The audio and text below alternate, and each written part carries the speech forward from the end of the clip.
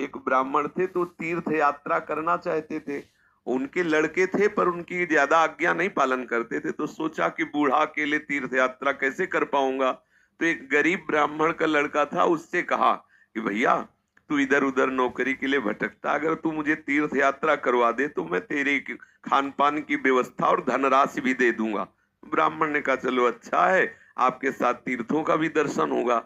तो जहां जहां जाना चाहते थे उन जवान ब्राह्मण बूढ़े ब्राह्मण को ले गया, तीर्थ दर्शन कराती हो। जब ब्रज धाम आया तो उसको बहुत बुखार आ गया बूढ़े को। उसने बहुत सेवा की, जैसे मतलब माता अपने बच्चे की सेवा करती है ऐसे सब सेवा की उस जवान ब्राह्मण ने। बड़ा द्रवित हुआ बूढ़ा ब्राह्मण, धनी ब्राह्मण था वो। तो गोपाल जी के दर्शन जब करने गया तो उसने कहा बेटा तुमने बहुत की है, तुम्हें क्या दे सकता हूँ। मेरे एक बेटी है, बहुत सुंदर है बेटी, और बहुत धन संपत्ति है, मैं तुम्हें दूंगा।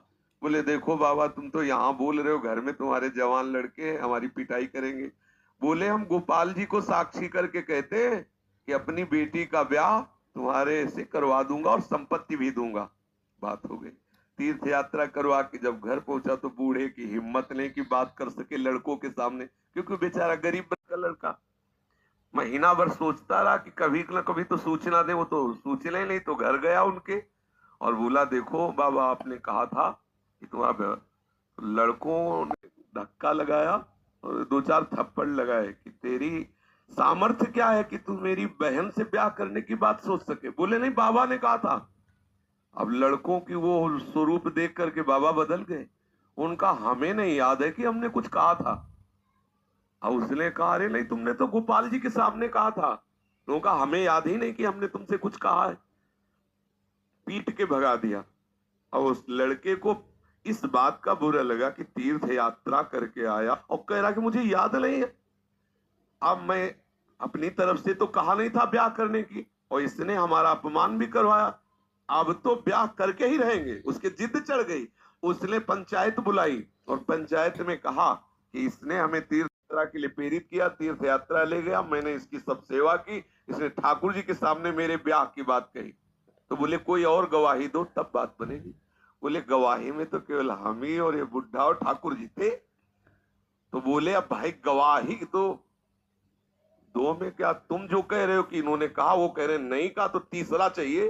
तो तीसरे में तो ठाकुर जी थे। तो बोले अगर गवाही दे दें तो ब्याह हम जबरदस्ती करवा देंगे। पंचायत पहले लगती थी गांव में, जैसे होता है ना न्यायालय, तो छोटा मोटा न्यायालय समझो गांव का।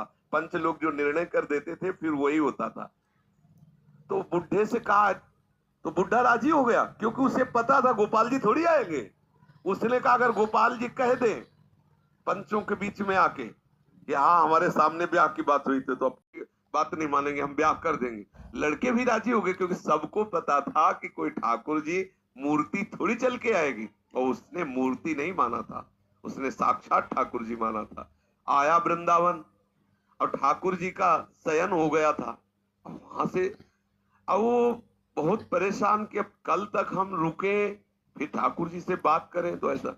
अब दरवाजा बंद थे, खटखटाया क्योंकि उसके लिए मूर्ति थोड़ी है। सुनो गोपाल जी, हम तुमसे पूछने आए कि वो जो वृद्ध ब्राह्मण था उसने कहा था कि नहीं तुम्हारे सामने ब्याह की बात। दो चार बार आवाज लगाई तो वहां से तो कोई उत्तर नहीं आया। फिर बहुत जोर से बोला बड़बड़ा के देखो हम तुम्हें चैन से सोने नहीं देंगे, हम पैदल चल के आए भूखे हैं और आप ब्याह की समस्या है और आपको इसका उत्तर दे। छोटी मोटी बात होती तो छोड़ देते, ब्याह की बात है। ठाकुर जी ने अंदर से कहा मूर्ति कहीं चलती है वहां चल के, जब बोले मूर्ति बोलती तो चलेगी क्यों नहीं। ठाकुर जी फंस गए। ठाकुर जी ने अंदर से कहा कि कहीं मूर्ति वहां जाके थोड़ी उड़ीसा में वहां जाके साक्षी थोड़ी देगी, मूर्ति चलती थोड़ी है। बोले महाराज जब मूर्ति बोलती है तो चलेगी क्यों नहीं। ठाकुर जी विवश हो गए। ठाकुर जी बाहर निकल के आए और सब सेवक लोग सुला के गए थे। समझो कितना भाव में दम है। उसने देखा बहुत सुंदर गोपाल जी साक्षात ठुमुक ठुमुक कर करके आए, नौ किशोर। बोले देखो हम चलने के लिए तुम्हारे भाव के कारण राजी तो है, लेकिन भोग राग की व्यवस्था, क्योंकि हम वृंदावन के ठाकुर, हमें तो चक माल चाहिए। हमको चना चवेना में तो रुकने वाले है नहीं, रबड़ी गुलाब जामुन ये सब चक चाहिए। तो बोले देखो कुछ रुपया तो है, अब शादी का चक्कर, इसलिए व्यवस्था तो तुम्हारी बनाएगा। तो बोले कैसे चलोगे? बोले चलेंगे तो हम पैदल ही, आगे आगे तुम चलना, पीछे पीछे हम चलेंगे, थोड़ी थोड़ी देर में कुछ भोग लिए रहना, हमको भोग लगा देना। बोले अब हम चले और तुम आ रहे हो कि नहीं आ रहे हो ये मुझे कैसे पता चलेगा? बोले नूपुरों की ध्वनि तुम्हें सुनाई देगी, अगर पीछे मुड़ के देख लिया तो जहां से मुड़ोगे वही हम खड़े हो जाएंगे, आगे नहीं चलेंगे। बात तय हो गई, चल दिए ठाकुर जी। अब आप देखो क्या मूर्ति है। और वो बीच बीच में भोग लगाता हुआ जब अपने गांव के नजदीक पहुंचा तो सोचा केवल नूपुरे बज रहे कि आ भी रहे हैं।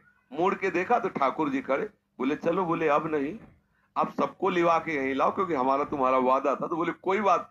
गांव में दौड़ता हुआ गया, सबसे हल्ला वृंदावन के ठाकुर पधारे साक्षी देने के लिए। अब तो भीड़ इकट्ठा, साक्षात ठाकुर। अब सब पंच आ गए तो अब पंचों के सामने बुढ़े को कुछ बोलने की हिम्मत नहीं रही। ठाकुर जी ने सबके सामने उस भक्त की वचन रक्षा के लिए बोले और कहा हमारे सामने का ब्याह हुआ। अब आप सोचो, अगर ये कोई बात सतयुग की नहीं है, ये बात सतयुग की नहीं है, ये कलयुग की ही बात है। हमारी श्रद्धा, हमारा विश्वास, जैसी हम भावना, अगर ठाकुर को मान लिया कि मूर्ति है तो मूर्ति ही रहेंगे। अगर मान लिया कि हम भले नहीं समझ पा रहे लेकिन हमारे ठाकुर है, तो एक दिन वो समझा देंगे कि वो ठाकुर है। जो छवि हम देख रहे हैं, राधा बाबा के पास भी ऐसी छवि थी। तो राधा बाबा से ठाकुर जी बात करते थे, ठाकुर जी मुस्कुराते थे और हमारे सामने छवि, क्योंकि हम उन्हें फोटो मानते हैं।